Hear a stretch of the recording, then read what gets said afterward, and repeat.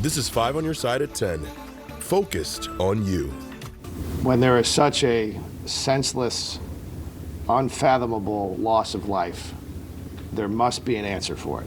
A multi-agency collaboration leads to an arrest in the interstate shooting death of a teenage boy.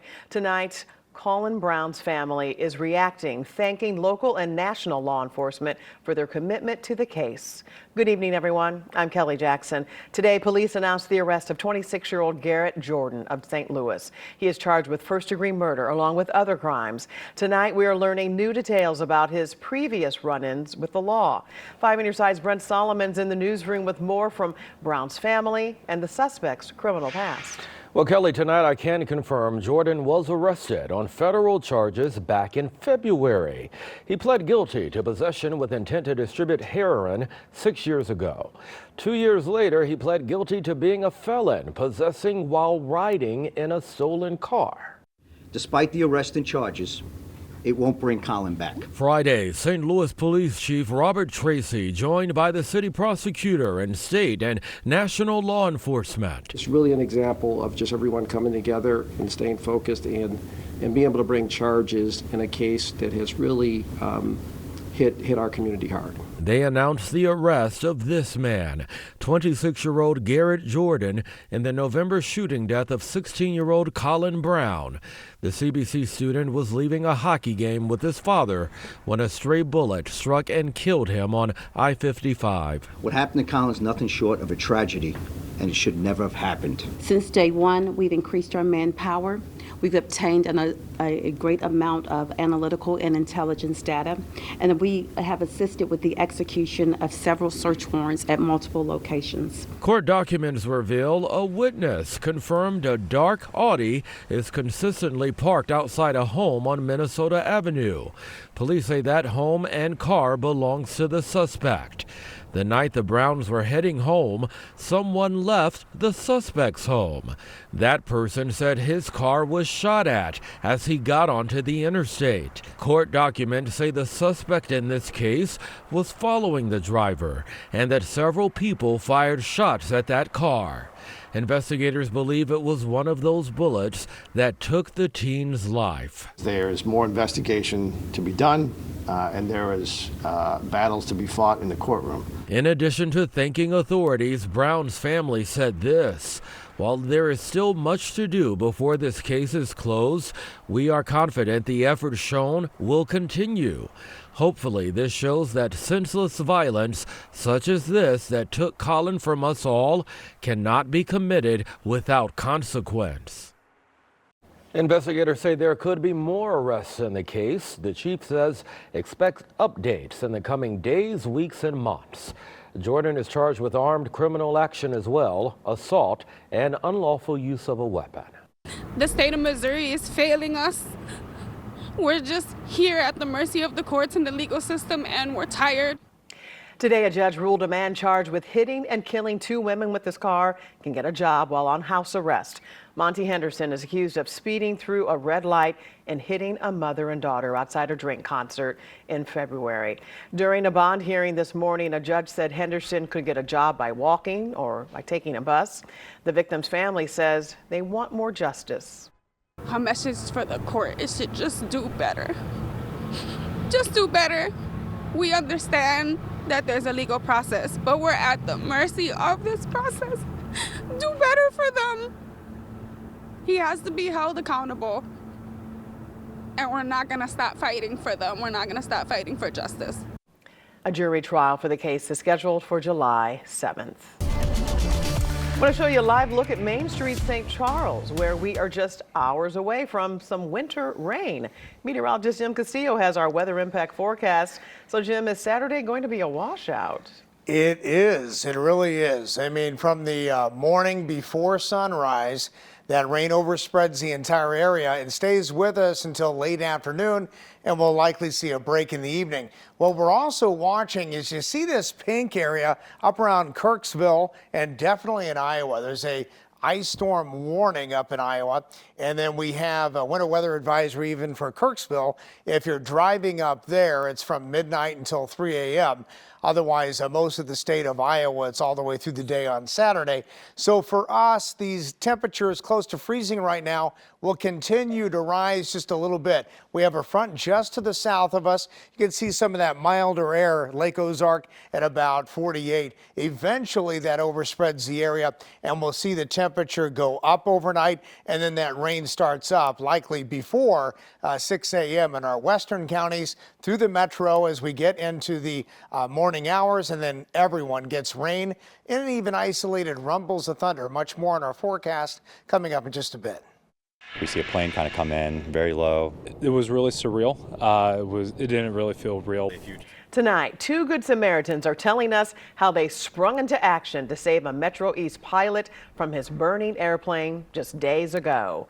Investigators say the pilot crashed a small plane in a field in Columbia, Illinois on Sunday. Police say he is alive thanks in part to 2 men.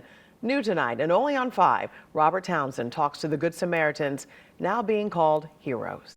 On Sunday, Clayton Poindexter and his brother-in-law, Mark Amoroso, were headed to the Jefferson Barracks golf tee in Columbia, Illinois. And then realized I forgot my golf clubs, so we turned around in a parking lot. They suddenly looked up to the sky. And then as we're backing up, we see a plane kind of come in very low, wobbly already. Investigators say shortly after noon, a 71-year-old Waterloo man crashed his small plane upside down into this field near Sackman Field. Once they parked their car here in this parking lot, Clayton and Mark dashed across this farm field you see right here, and then they did everything they could to race back there and try to save that pilot. It gets to about maybe 25 feet off the ground, and then the plane kind of just like inverts and then lands on top of the cockpit. I was on the phone with dispatch, so I called 911. The pilot, trapped inside his burning airplane, he was the only one inside. I heard someone crying for help. He's like, help me, help me.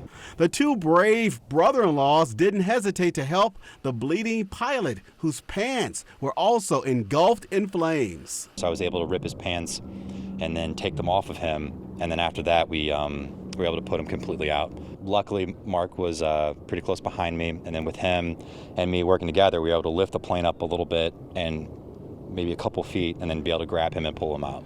Emergency responders airlifted the critically injured pilot to a St. Louis area hospital where he remains. They saved his life. 2 huge heroes, yes. The proud police chief also calls Columbia Police Sergeant Zach Hopkins the first officer on the scene, and dispatcher Sarah Courtney the pilot's heroes. Without a doubt, they saved his life, and it's just great to know there are people like that in this world. I think that a lot of people would have done the same.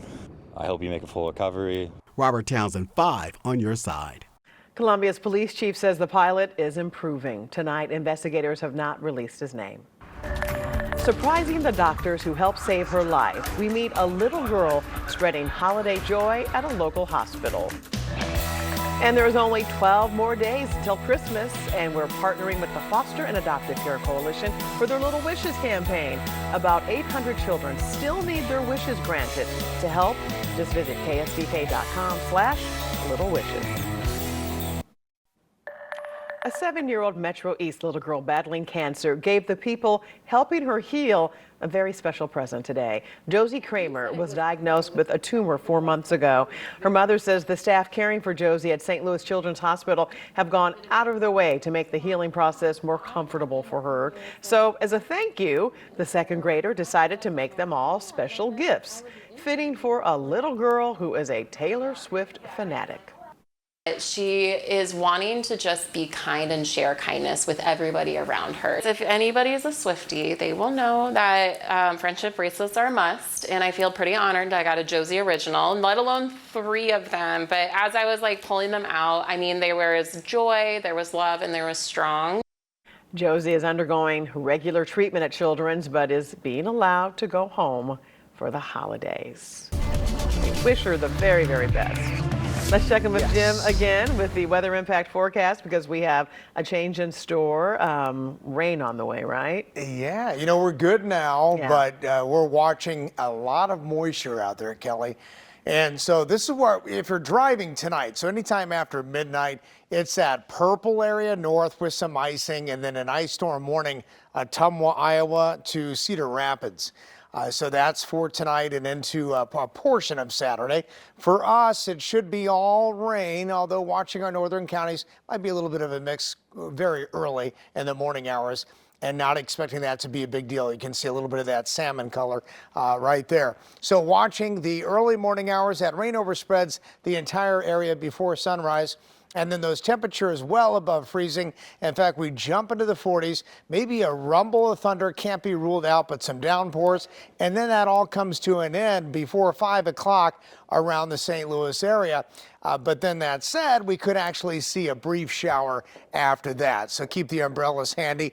Futurecast is now indicating about an inch of rain, especially St. Louis north and westward.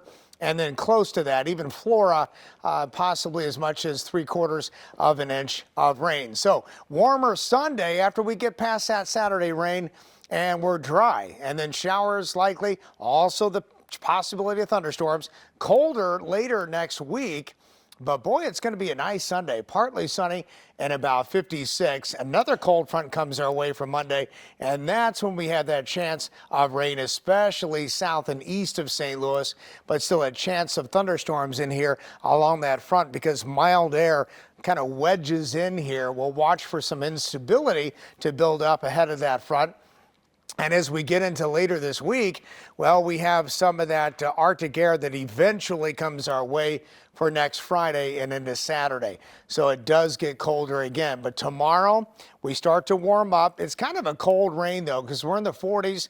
Rain at times. Some of that could be a little bit on the moderate side to heavy, and nothing severe expected. But south-southeast wind at 10 to 20, gusts to 30 miles an hour. So that umbrella might go inside out. So be aware of that. Overnight lows tonight.